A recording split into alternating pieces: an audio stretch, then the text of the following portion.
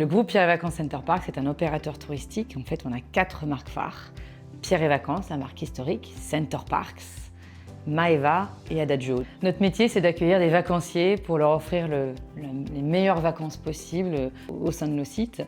C'est des sites, donc le bâti, dans lequel on accueille nos clients, que ce soit des immeubles, des appartements, des cottages, ne nous appartiennent pas. C'est la spécificité aussi de notre modèle. Ils appartiennent à des propriétaires individuels ou institutionnels. Pour autant, nous, on gère, on exploite ce bâti-là, et notamment les consommations d'eau, les consommations d'énergie, tous les fluides.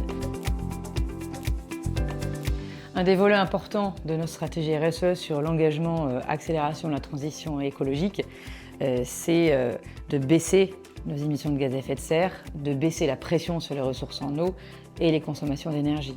Nous, la problématique qu'on rencontrait sur le suivi des fluides, des consommations d'eau et d'énergie sur nos sites, c'est qu'on a énormément de compteurs. Et il y avait un aspect extrêmement chronophage que des personnes aillent relever les compteurs un à un, avec les possibilités aussi d'erreurs.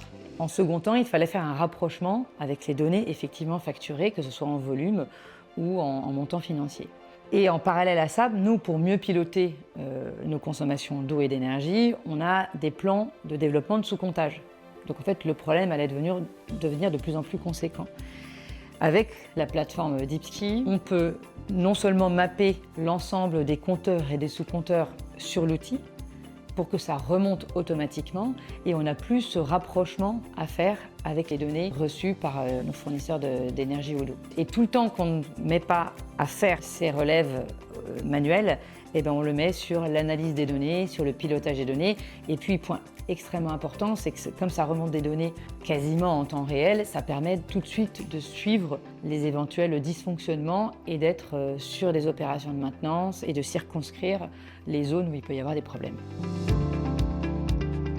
Nous, la collaboration avec Deepki, elle nous a apporté déjà avoir un outil qui soit performant et qui nous rassure et qui rassure aussi le top management sur la robustesse de la donnée.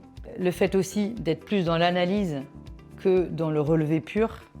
Et en fait, tout ça, ça participe de la performance globale, d'avoir un outil partagé, digital, qui permette de faire des ratios et de mieux analyser pour mieux agir. Ça, c'est quand même vraiment le sens de l'histoire de notre groupe. Nous, notre groupe, il est confronté à l'intégration du sujet RSE vraiment dans la façon dont on gère l'entreprise. Et ça, beaucoup de groupes le sont aussi, notamment avec le nouveau standard de reporting CSRD qui arrive, qui n'est pas qu'un sujet de data, mais avoir des données de qualité robuste à faire remonter dans des éléments d'aide à la décision, ça va être structurant à l'avenir.